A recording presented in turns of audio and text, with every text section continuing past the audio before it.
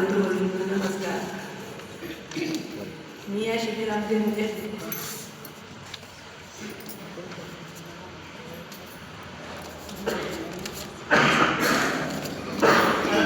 महालक्ष्मीमध्ये जायची होती रोज योग साधनेला. तिथेच मला पुढे सहयोग शिबिर घेणार म्हणून सांगण्यात आलं. तर मी घरी जाऊन बोलते असं असं सहयोग शिबिर घेणार आहे. तर मिस्टरांना 1900 रुपये फी आहे. मिस्टर एवढे तिथे पैसे खर्च करते नको त्या ठिकाणी 1900 रुपये खर्च कर. आज शिबिर जाणार असं वाटतं 1900 रुपये कुठे 19,000 खर्च करून सुद्धा एवढं शिकायला मिळणार नाही. एवढं शिकले म्हणजे आम्हाला योग म्हणजे नुसतं आसन आणि प्राणायाम माहीत होतं, पण त्याही पलीकडे जाऊन योग आहे ह्याचं ज्ञान कुठं आम्हाला या शिबिरामध्ये मिळालं. आज सरांनी आम्हाला इथे प्रत्येकाला बोलायला सांगितलं. याचं खरं कारण सरांनी नाही सांगितलं आम्हाला प्रत्येकाला माहीत घेऊन बोलण्याची प्रॅक्टिस व्हावी यासाठी सांगितलं.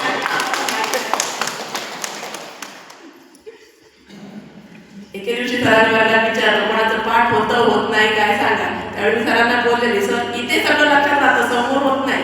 सरांनी दुसऱ्याच दिवशी मला समोर उभं केलं सांगितलं. दुसऱ्याच दिवशी मला नेऊन समोर उभं केलं आणि बरंच काही या शिबिरामध्ये शिकायला मिळालं. म्हणजे आणि आम्ही तर या बॅचला 30 वर्षापासून 70 वर्षापर्यंत होतो, पण असं कधीही जाणवलं नाही सगळ्यांना एकत्र घेऊन एकत्र असं म्हणजे वयाचा फरक असं काही जाणवलं नाही. इतकं खेळीमेळीचं वातावरण करून प्रत्येकाला त्याच्या कॅपॅसिटीनुसार सरांनी शिकवलं. अगदी सरांनी सगळ्यांची भीती घालवण्यासाठी एक पथनाट्य नाट्य पण करून तिथे दाखवलं आमची स्टेजची भीती घालवण्यासाठी म्हणून.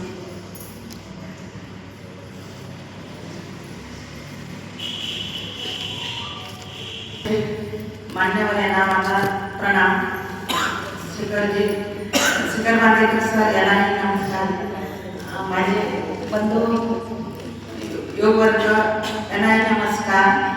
सर मी 2 वर्ष योग करत होती बांद्यात. त्याच्या आधी घरी पण करत होती, पण योग साधक बांधत मिळाला तो म्हणाला तुम्ही योग वर्गात या म्हणून.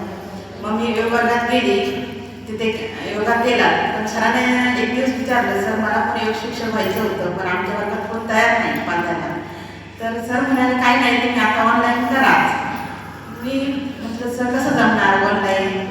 तरी मग सरांनी म्हटलं घ्या. मग माझे मिस्टर पण योग वर्गात आले.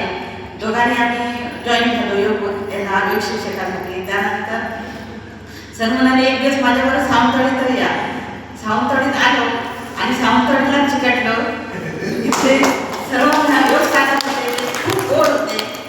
सरांनी जे विद्यार्थी तयार केले ते आजपर्यंत पूर्ण गोड आहेत सगळे. त्यामुळे इथून सावंतवाडी सोडावीशी पण वाटले नाही. पण सरांच्या पुढील कार्याचे आमचा सलाम.